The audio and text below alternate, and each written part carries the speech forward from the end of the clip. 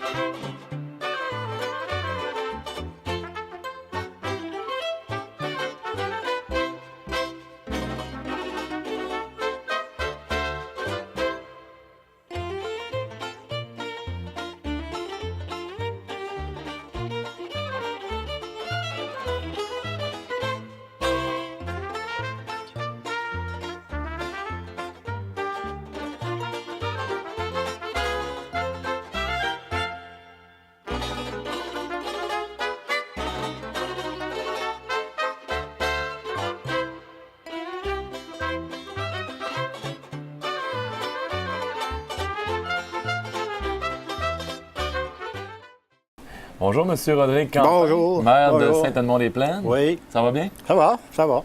Où est-ce qu'on est, là, en ce moment? On est à l'auberge de Saint-Edmond-les-Plaines. Comme l'auberge qui a été fondée, elle a 4 ans. Ça fait 4 ans. OK. Donc, 4 ans d'existence. Puis pour nous, moi, j'ai toujours dit que l'auberge était le cœur de notre village. Parce que, si vous remarquez, il n'y a pas tellement de commerce dans la petite paroisse. Ça nous a fait un regain de vie, cette petite auberge-là. Puis c'est long à monter comme clientèle, mais ça va bien. Depuis, Ça va bien, les gens y aiment. ça va mieux, disons. Oh, oui. Ça a En été, tout cas. il y a eu des moments difficiles, mais présentement, on commence à voir la lumière au bout du tunnel un peu, si tu veux. En tout Mais- cas, la poutine est excellente. Hein. Pour tous ceux qui n'en connaissent pas notre auberge, hein, il y a une super de belle table de l'autre. On mange très bien ici. La renommée est très, très, très bonne. Les gens sont accueillants, ben, comme la majorité de la paroisse. Et vous dites que l'auberge, c'est le cœur vraiment du Ah, village. c'est vraiment, ça nous a redonné, c'était un regain de vie. Fin de semaine, on voit du monde, là, il y a un va-et-vient qui n'existait plus. Là. Parce qu'ici, là, à part que les fermes, on n'a pas aucune industrie, on n'a pas de moulin assis. On a des gens qui vont travailler mais la forêt nous aide beaucoup, mais en gros, c'est agricole. C'est une paroisse agricole. Oui, il y a beaucoup de belles, il y a des belles terres agricoles Oui, ici. oui, il y a des assez gros fermiers. Il n'y en a plus beaucoup, il y en a 5 dans la paroisse. 5. Avec un fermier d'animaux à boucherie, là. Quand tu rentres dans le village en bas, là-bas. Oui, Je ne sais pas si vous avez vu ça tantôt, les petits veaux. Puis Oui, ouais. oui. Ah, c'est toute beauté à voir. Moi, en tout cas, j'aime ça. Je suis né ici, moi. En rentrant dans le village, on... Oui, en bas, là-bas. Là. Je suis né ici, moi, puis ça va faire 70 ans la semaine prochaine. J'ai jamais quitté, puis je pense que mais que je quitte, ça va être pour de bon. Je suis attaché. Qu'est-ce qui vous attache vraiment à Saint-Edmond-des-Plaines? Ah, c'est tout. Là, moi, ce que je dis, moi, ici, pour Saint-Edmond, là, c'est la tranquillité. Un chalet, moi, j'ai pas besoin de ça. Le dimanche, puis la fin de semaine, ici, là, c'est un calme, c'est super calme. Il y a une affaire qu'on n'a pas, c'est de l'eau. Puis les gens aiment l'eau. Fait qu'il y a beaucoup de gens qui s'en vont au chalet. Mais moi, ça me suffit comme on est là. Et là, on est à l'auberge. Il suffit de faire quelques pas. Puis derrière, il y a Le terrain de campagne. Le terrain de on campagne. a un terrain de campagne. Il y a 45 emplacements. Puis comme je vous ai montré tout à l'heure, ben, on a une belle grosse salle de réception Oui. annexée à ça. Fait que comme je te disais tout à l'heure, si tu penses à te marier cet été, tu pourrais venir faire tes noces ici, inviter tes gens avec leurs campeurs, Ah oui? puis tout est à portée de la main. Puis l'auberge ici, en plus, sont juste que c'est traiteur. On est traiteur, ils sont traiteurs ici. Et en haut, ben il y a 6 belles chambres. Les gens qui ont un peu trop fêté, bien, si ça leur coûte s'en aller, ben, on est capable de les faire coucher. Puis le paysage aussi, c'est paradisiaque. Ah, c'est super, c'est super. C'est très bien entretenu aussi, le camping, tout ça. Puis... Oui, c'est un petit orgueil que l'été, c'est ça que je te disais tout à l'heure, ça a été là, au mois de juillet, il y a tellement de belles fleurs ici. Là. Ben, l'an passé, on était inscrits aux fleurons du Québec, on a eu nos 4 fleurons. Wow. Et il y en a partout. Mais encore là, c'est les gens qui font du bénévolat dans ça sont extraordinaires. Oui, Bénévolat. on va en parler des gens qui font du bénévolat parce que les gens s'impliquent dans leur village. Hein? Ah, c'était... Si on n'avait pas de bénévolat ici, là, ça serait désolant. Ça serait la misère. De quelle façon les gens peuvent s'impliquer ici? Ah, c'est plein de petits organismes. On a plein de... On a l'héritage agricole, c'est un comité. On a le sport, loisirs, famille, c'est un autre comité. On a encore un comité de motoneigistes, le club explorateur pour les motoneigistes, qui font beaucoup d'activités l'hiver aussi. C'est tous les bénévoles. Fait que ceux qui sont intéressés par la motoneige, ils rentrent dans le comité. Ben oui, c'est sûr. Ce qui fait que quand tu as besoin de bénévoles, bien, ils sont tellement enthousiastes que tout ça fait. Il n'y a pas la pause de signalisation d'un trail, puis tout ça. Puis, tout ça fait bénévole. Vous avez un beau circuit de motoneige. La régionale de Maisonneuve, elle passe en arrière ici. OK. Direct en arrière ici. Fait que pour l'auberge, c'est un plus aussi. C'est sûr. Le comité sport-loisirs, eux, ils font quoi dans le village? Qu'est-ce qu'ils peuvent organiser? Les autres, leurs activités sont surtout, on appelle ça le lac de l'Aunière, environ 12 km sur les terres publiques ici. Là. C'est un lac qui ensemence de truites, surtout l'automne, pour la pêche sur glace l'hiver. OK. Oui. Puis là, les gens se font des petits chalets, comme on voit sur le lac Saint-Jean, puis partout, c'est rendu une mode, ça. Ici, ils s'en vont là. C'est un mode de vie, ça, les petites cabanes à pêche? Oui, bien c'est ça. Il y en avait une 40 ou 45 cet hiver. OK. Puis leur activité, là, c'est seulement de se faire vivre. En autant que ça arrive à la fin de l'année, les autres, là, ils sont bien heureux. Ils font un tirage le printemps, quand la saison est terminée, là, un peu comme il se passait à Dolbeau. Là, il y avait un gros tondeuse à pelouse à gagner. Ils ont fait une soirée au chalet des loisirs ici. Ils ont donné des prix, je pense, pour 9 000 $. Wow. Tu vends une carte 20 $, et plus le temps vend, bien, ils se financent par des activités comme ça. Puis, les gens qui veulent nous aider aussi dans ça, bien, quand ils vont à la pêche, ils vont nous donner un petit 20 $ pour l'année. On n'a pas le droit de changer on ne change pas rien pour le droit de pêcher. N'importe qui peut venir pêcher. OK. Mais il faut mettre de la truite, nous. Il faut qu'ils mettent de la truite, eux autres. Là. Fait que, on leur demande des fois un petit aide pour nous aider à entretenir le chemin. Mais s'il y en a un surplus, bien, on va mettre de la truite dans le lac. L'objectif, c'est d'être capable de mettre de la truite dans ce lac-là pour que les gens s'amusent. Là, il y a une quarantaine de cabanes. C'est des familles, c'est des jeunes ou des... C'est des familles. Souvent, ben, je pense que l'année prochaine, on va en avoir une avec mon garçon. Moi. Ah ouais? Oui. Ça vous a donné le goût? Oui. Ils ont fait la journée de la pêche, une activité cet hiver. Là. Un samedi, là. J'ai aimé ça. C'est des activités comme ça qui doivent amener aussi des gens c'était toute beauté de voir le monde sur le lac. La visite d'ailleurs aussi qui doit venir. C'est ça. C'est familial. Tu sais, nous autres, ici, à Saint-Edmond, là, on est environ 400 personnes. Là. Mais nos enfants qui ont l'obligation de partir travailler à l'extérieur, mais cette fin de semaine-là, là, il y en a beaucoup qui reviennent. Là. Ils viennent passer la fin de semaine, ben, partez un peu aussi. Là. On est des gens de party, je peux te dire. Ah oui? Oh, où est-ce que ça se passe, ça, si je veux faire le party, moi, à Saint-Edmond? Excuse.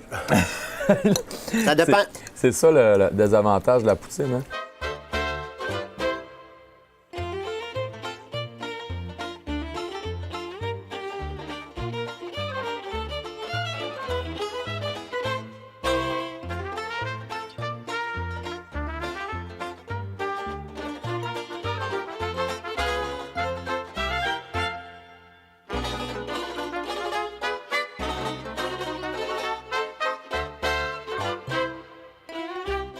Ça dépend de l'activité, frère. Et, on a un carnaval d'hiver. Mais lui, c'est toujours au mois de février. Ça peut être ça aussi. C'est toujours au mois de février. C'est le carnaval, hein, en Oui. février. Fait que cette fin de semaine-là, le rendez-vous, c'est les dates, c'est toujours, je pense, la deuxième semaine de février. Il y a plein d'activités aussi là que les orchestres, ça danse, puis les gens s'amusent. Cette année, ils ont changé un peu, ils ont changé la formule un peu parce que ça faisait 50 ans qu'on avait le même formule, genre... Le carnaval a 50 ans, faut le dire. Oui, cette année, c'était le 51e. On a été 50 ans à le fêter avec des duchesses, 3 duchesses qui vendaient des billets. Puis, autrement dit, le budget se faisait presque avec la vente des billets. Puis mais elle a eu de la difficulté à trouver des duchesses. Puis on a changé la formule, puis ça a très bien été pareil. Raccourci un petit peu le temps. Parce que c'est le party encore là. Puis avec les lois qui ont changé, tu peux plus conduire, faut faire attention. Fait que on s'améliore avec le temps sur ça aussi. C'est pas essayer que les gens y aillent pas partir de site puis aller avoir des gros accidents. Puis... Non, c'est sûr qu'il faut être prudent. Ouais. Puis, il y a aussi une belle fête qui s'en vient, là. On parle de février, mais ouais, ben... à la Saint-Jean, je pense qu'on a un beau party. Moi, j'en ai entendu parler. La fête de la Saint-Jean, je peux pas vous dire depuis combien d'années que ça existe, mais ça fait plusieurs années aussi. Regarde, tantôt tu disais le feu. Oui. Le plus gros feu du lac. Du lac, c'est ça, c'est sûr, oui. Il est de la hauteur d'un arbre. Cette année aussi, eux autres, ils ont changé un petit peu leur façon de procéder. OK. L'ouverture se fait le 23 juin, mais c'est pour la Saint-Jean-Baptiste. Il y a le soir d'ouverture, puis il y a un souper de dégustation de saucisses et bières. Wow. 5 services. Là, ils ont commencé ça l'an passé. Moi, j'étais allé, j'ai trouvé ça super. Ça se passe où, à l'auberge? Derrière. Au terrain de camping. OK. Le terrain de camping, dans ce temps-là, normalement, il est plein. Puis les gens il faut suivre les activités du fin de semaine. Fait que si les gens ont fêté, ils sont pas obligés de reprendre leur véhicule. Exactement. Ils ont leur terrain. Exactement. Là, ouais. C'est ça qui est l'important. Il faut mettre l'emphase là-dessus parce que... Bien, il n'y a jamais rien arrivé encore. On va toucher du bois. Touche du bois certain. Les activités, anciennement, la fête de la Saint-Jean, il y avait tout le temps un petit montant pour entrer cette année. Le principe, c'est gratuit. OK. C'est gratuit. Les activités, un orchestre le vendredi après le discours, les discours, puis la levée du drapeau, puis les activités protocolaires. Il y a toujours un protocole à l'ouverture de la Saint-Jean. Le lendemain, il y a des courses, pour des maquillages pour les enfants, des jeux pour les enfants. Ils mettent l'emphase le samedi pour les petits bouts comme la petite qui est là. Après ça, il y a un souper à la salle là-bas, un souper de tourtière à 7 $. C'est les deux seuls endroits que ça va coûter des sous, c'est pour manger. OK. Le feu du samedi soir, c'est un feu de joie, je vous l'ai montré tout à l'heure. Le feu de joie, tout ça, l'accès est gratuit. Oui, cette année, oui. Wow. Anciennement, ça coûtait 4 $ pour rentrer. Mais cette année, les gens apportaient leur boisson, ils vont vendre la boisson. Un petit peu sur le même style que la fête de la Gourgane font. C'est gratuit partout, mais personne n'amène de boisson là, c'est nous autres qui la vendent. OK. L'objectif, c'est d'essayer de un petit peu faire leurs frais en vendant la boisson. C'est dans la belle salle communautaire que vous avez, la salle Oui, là-bas de réception. on a deux des salles. Pour le gros des soirées se fait au Chalet des loisirs. Puis on a toujours l'autre petite à côté pour c'est moins d'activité, moins gros. Ouais, Ça vaut la peine, hein? Moi, j'en ai entendu parler de ce feu-là, là, gigantesque. Là. Il y en a plusieurs qui nous en parlent, les petits, des jeunes, là, ils sont venus à ce feu-là, puis ils nous disent pas tout.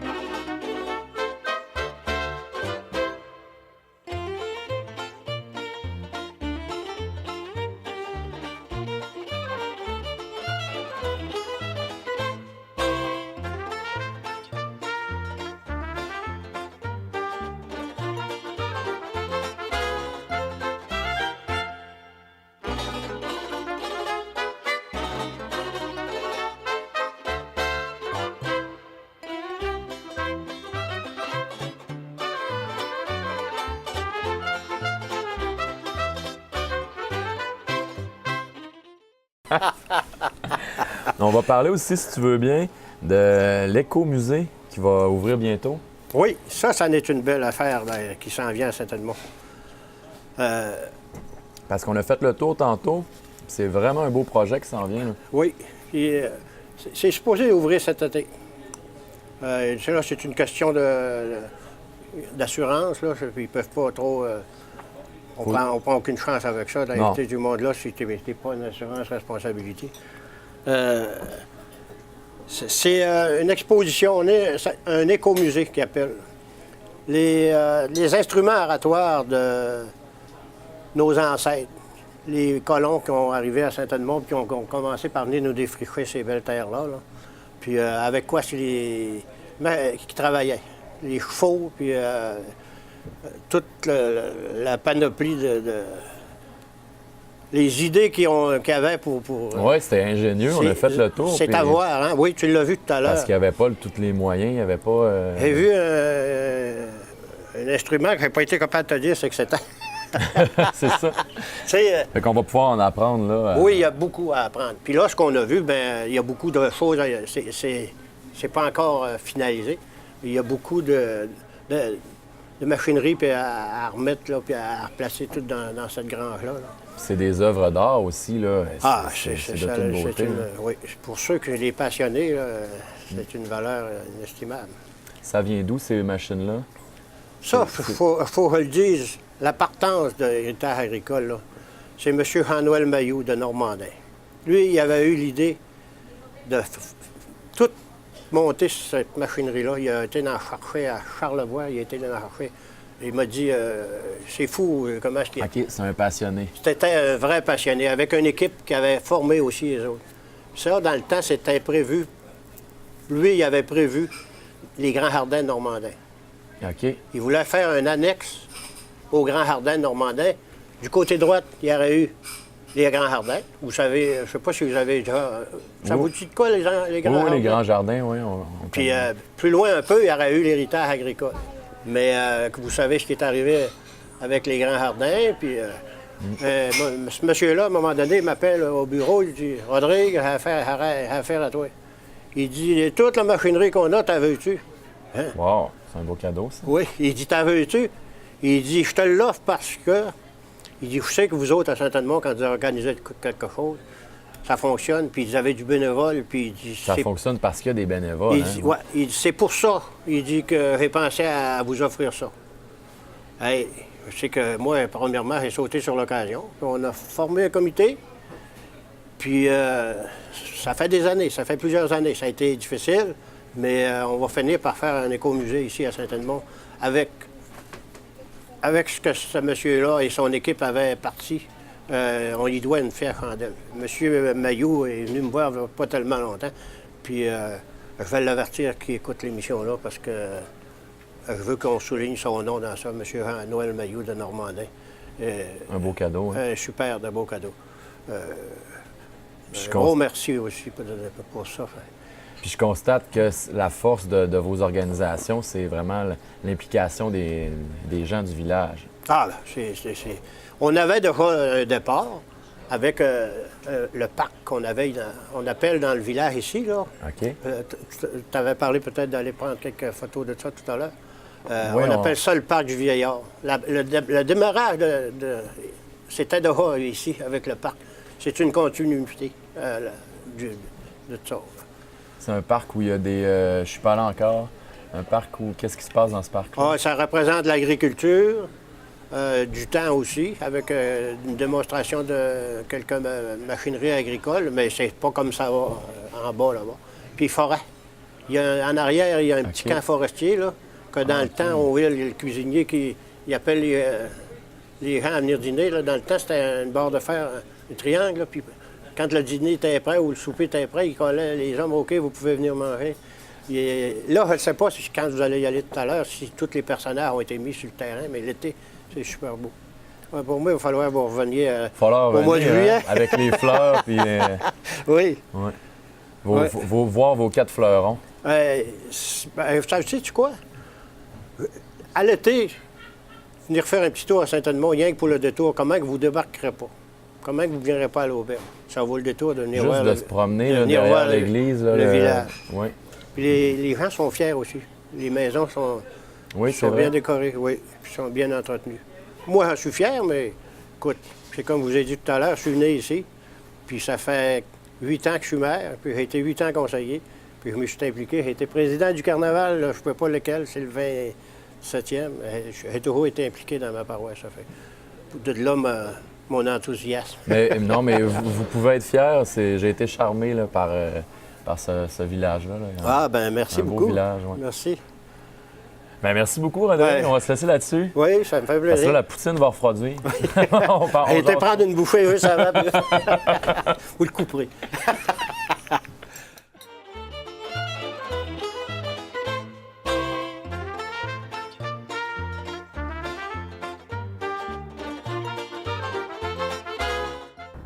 Vraiment, je me sens privilégié d'avoir fait cette belle visite-là avec M. Quentin. J'ai été charmé par Saint-Edmond-des-Plaines. Maria Chapdelaine n'arrête pas de m'émerveiller.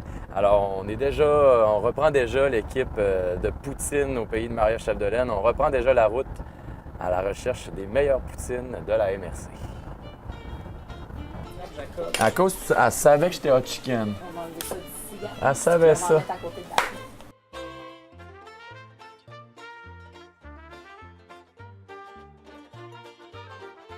Vraiment, je me sens privilégié de cette belle visite-là avec M. le maire de Saint-Edmond-des-Plaines. C'est quoi, ça serait fun d'avoir son nom? Mais comment ça s'appelle? Un bel... Je pense qu'on en... Je vais recommencer. Hey, il y a des grosses vaches. Là.